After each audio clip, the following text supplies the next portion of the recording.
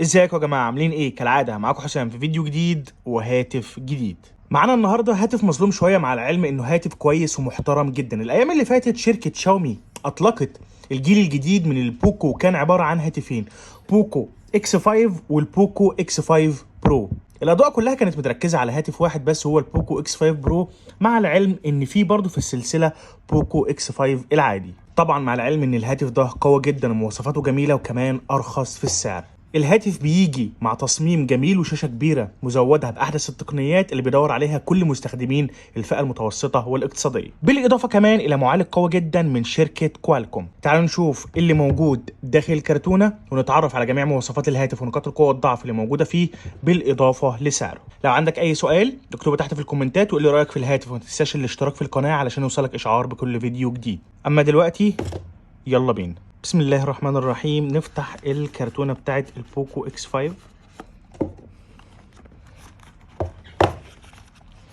هنا كده الدبوس المعدني، كتيب التعليمات والكفالة بتاعت الهاتف، مع كفر شفاف.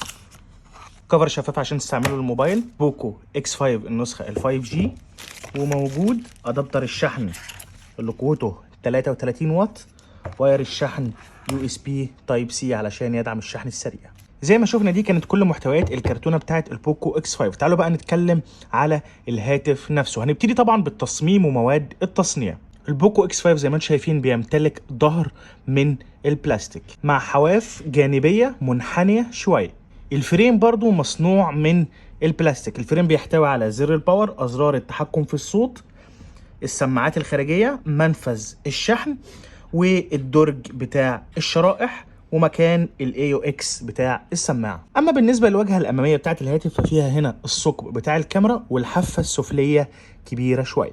الوان البوكو اكس 5 بيجي اللون الاسود اللي احنا شايفينه ده، وبيجي بلون تاني ازرق، واللون التالت هو الاخضر اللي هو يعتبر اجملهم. الهاتف وزنه 189 جرام وسمكه 8 ملم، يعني حجمه خفيف. الجميل كمان في البوكو اكس 5 انه مقاوم للماء والغبار بمعيار الاي بي 5 يعني التليفون يتحمل الميه، بس بشرط انها تكون ميه عذبه مش ميه بحر. بيدعم شبكات الاتصال الجيل الخامس والرابع والثالث، تقدر تركب شريحتين اتصال نانو سيم في نفس الوقت. دلوقتي تعالوا نتكلم عن الشاشه بما انها اهم حاجه في اي تليفون. حجم الشاشه زي ما انتم شايفين كبير، 6.67 من 100 انش، نوعها اموليد طبعا جميل جدا.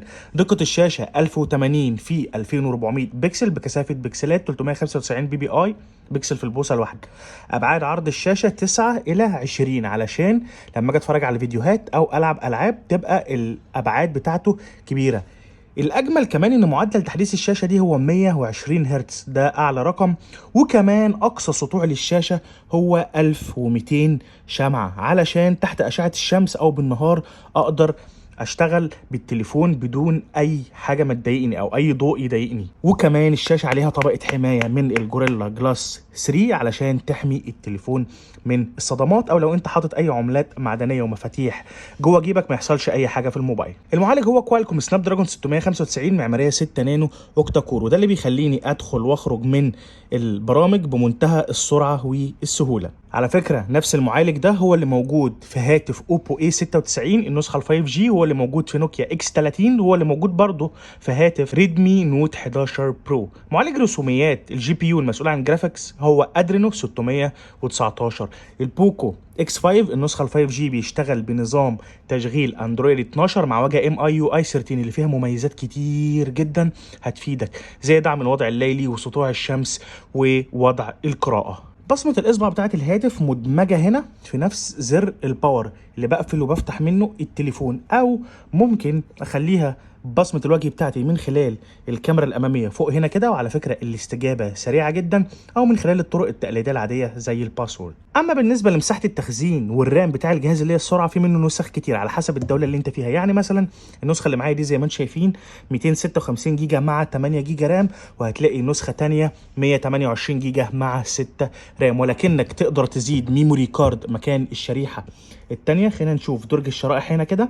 ممكن لو انا بستخدم خط واحد استغنى عن الشريحة التانية واحط ميموري كارد لحد 1 تيرا 1000 جيجا، وكمان تقدر تزيد الرام اللي هو 8 من خلال الاعدادات لو انت بتلعب العاب قويه، وشرحناها في فيديوهات قبل كده ازاي تزود السرعه. البوكو اكس 5 فيه كل المستشعرات المهمه اللي انت محتاجها في التليفون، زي التقارب والتسارع والبوصله والجيروسكوب والضوء. وعلى فكره الهاتف الجميل فيه ان فيه منفذ للسماعه السلك الاي او اكس. خلينا نروح للكاميرا. الكاميرا الخلفيه 3 عدسات، 1 2 3 مع دول ليد فلاش ثنائي عشان يدخل اكبر قدر من الضوء اثناء التصوير.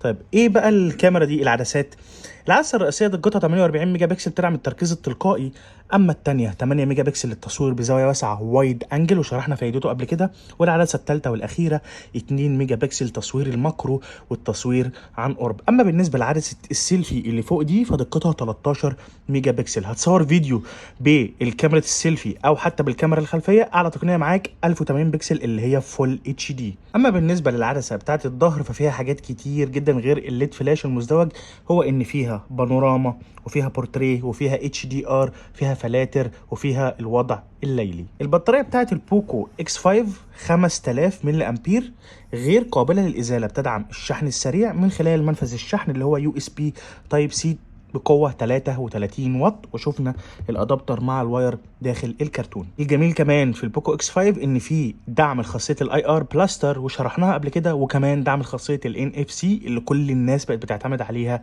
دلوقتي. من العيوب اللي موجوده في البوكو اكس 5 انا شايف ان هم عيبين 2 فقط، غير ذلك الجهاز زي الفل. العيب الاول ان الكاميرا الاماميه او حتى العدسات اللي في الظهر للاسف بالرغم من جودتها الا ان مفيش فيها تصوير 4K 2160 بكسل. اما تاني عيب هو ان السماعات الخارجيه بتاعه الهاتف للاسف نوعها ما هواش استيريو. التليفون صوته عالي وكل حاجه ولكن ما هياش استيريو، ما هياش افضل حاجه.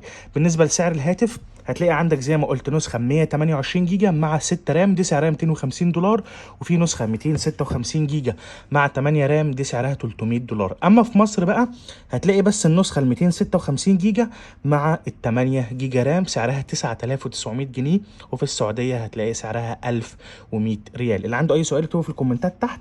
اشوفكم في فيديو جديد قريب، مع السلامه.